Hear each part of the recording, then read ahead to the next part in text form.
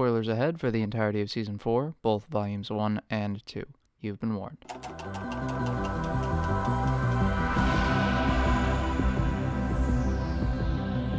Alright, much like Vecna, after a grotesque hiatus where I inexplicably fell off the face of the earth, I'm back to make you suffer with more of my grandstanding. So let's hit it. With a cliffhanger from Volume 2 and many years to wait before the final season of Stranger Things, it feels like a good time to talk about the show.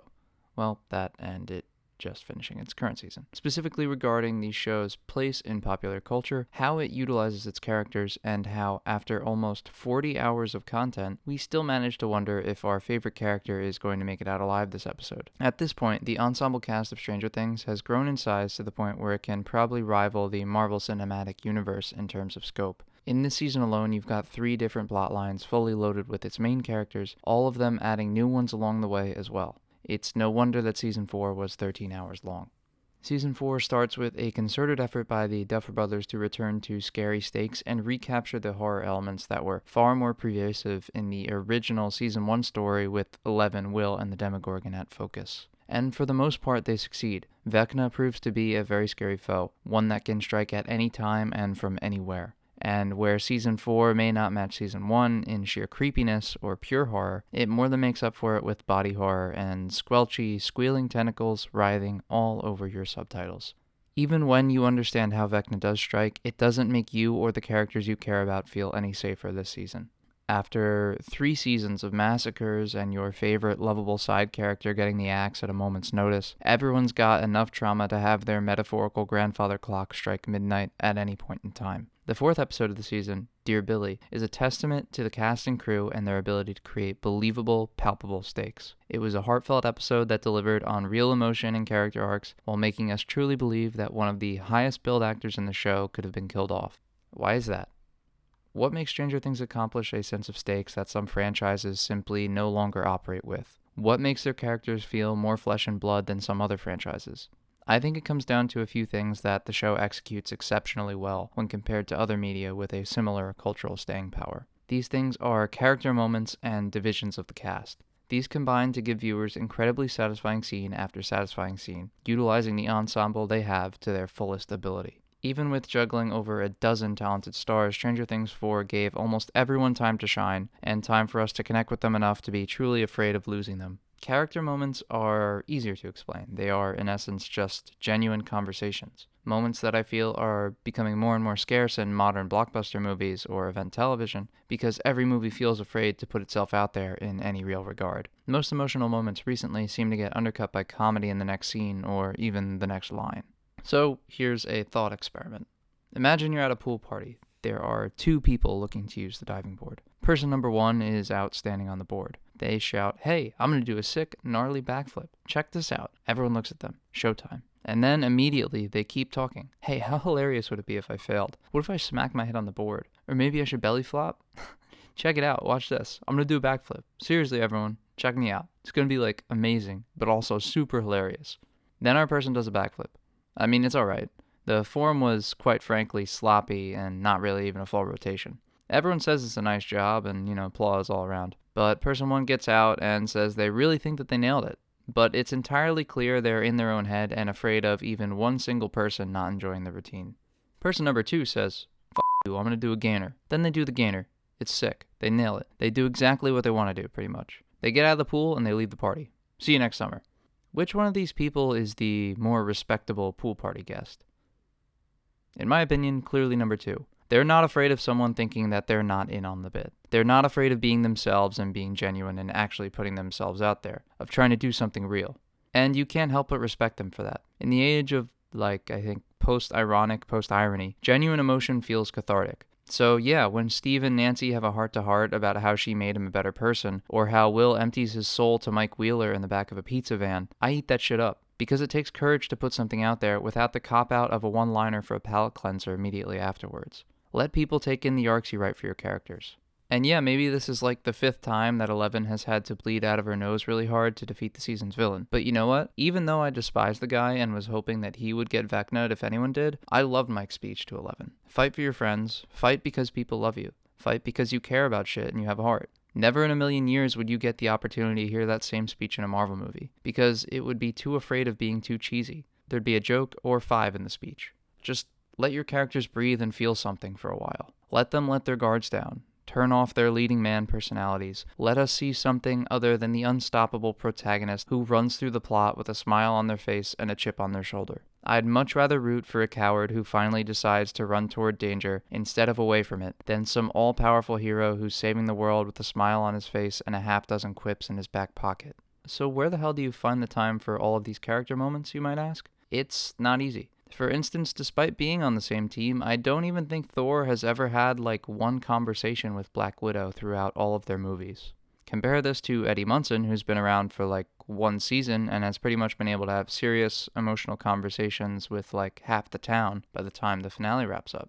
I mean, it's every season that the Duffer Brothers drop some new duo or group that becomes an instant hit because of the quality time that these characters get with one another where they can just be themselves. How are they doing this? Is it some sort of secret?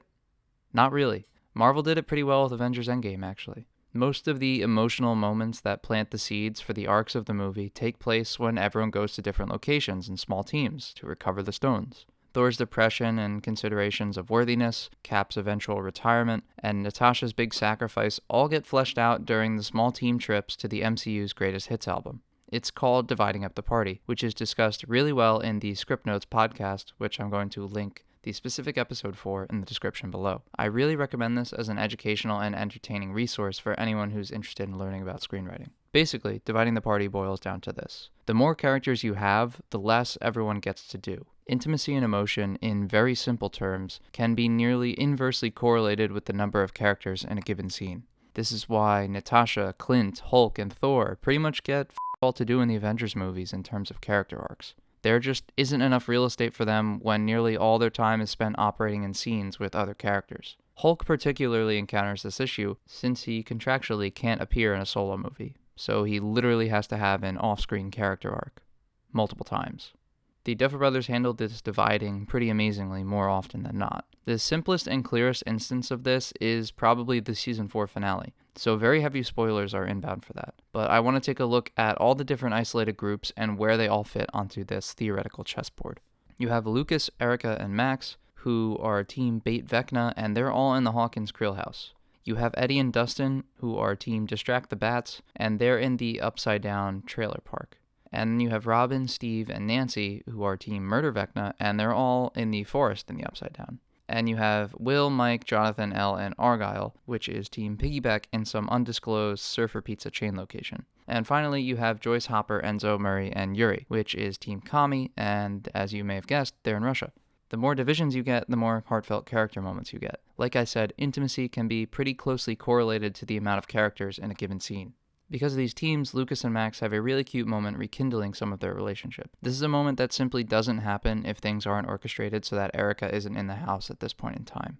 Because of these teams, Eddie and Dustin have some genuine interactions where Eddie is able to be an older brother, mentor figure of sorts for Dustin. Eddie also gets to shine individually in the climax due to his relative isolation, where he honors Chrissy and shreds a guitar solo that is not only a dope song, but is emotionally resonant and thematic with the story. He also gets to be the hero and runs headlong into danger, buying everyone else the time they need as he stands alone. Dustin also gets another smaller moment of heroism, chasing after Eddie to rescue him. Neither of these two characters get these standout moments if there are other people in the immediate scene with them. There just simply wouldn't be space for it, and it's far more likely that other characters would have ended up leeching the emotion from these story beats or performing these actions themselves. Their isolation makes their actions all the more impactful to us, because we know no one else is coming for Eddie and Dustin. Because of these teams, Steve professes to Nancy how she made him such a better person and how he wishes Nancy could have had that better person from the start. This doesn't happen if the entire Hawkins group is still together, as evidenced with Steve's veiled family hopes and dreams conversation that he has in the RV earlier in the season. Because of these teams, Will gets accepted by his brother while building a salt bath, something he was sorely in need of. Again, this doesn't happen with other people in that part of the pizzeria. Because of these teams, Mike needs to be the one to step up and spark some fight in 11 when Max needs her the most. And because of these teams, Joyce needs to be the one to save Hopper from meeting the same fate that Bob did 2 seasons ago. If others were there, she doesn't get this moment of catharsis and growing from her grief, showing how she has grown in the time since season 2.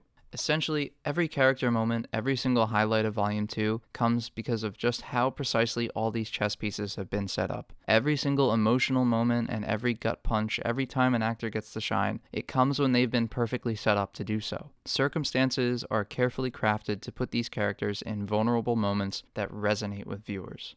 Lucas is the only thing standing between Max and Vecna, and now he needs to contend with his team captain trying to blow his brains out too. This scene works only with Lucas. This sequence plays out the way it does because it was only ever going to be Lucas. No one else could be there to have the moment that he did. It needed to be Lucas for this storyline to reach the most meaningful climax that it could have. A climax where Lucas chooses his friends and risks his own life rather than daring to put any of the people he cares about in any more danger. It needed to be Lucas holding Max in his arms after it all goes to hell.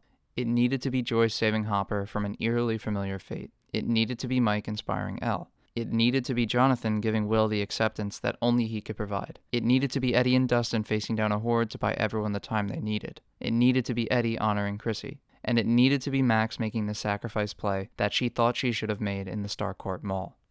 And for all of these needs to be fulfilled, you need to weave a spider's web worth of character plotting and planning to make sure everyone winds up at the perfect place at the perfect time. So, you couple all of these careful divisions with all of these genuine opportunities for actors to let their characters shine, and you get an almost universally praised show. Although saying, "let's split up, gang," is the worst thing you could do in a horror movie, it's the best decision a writer can make for letting their story feel genuine and be something readers or viewers can connect to.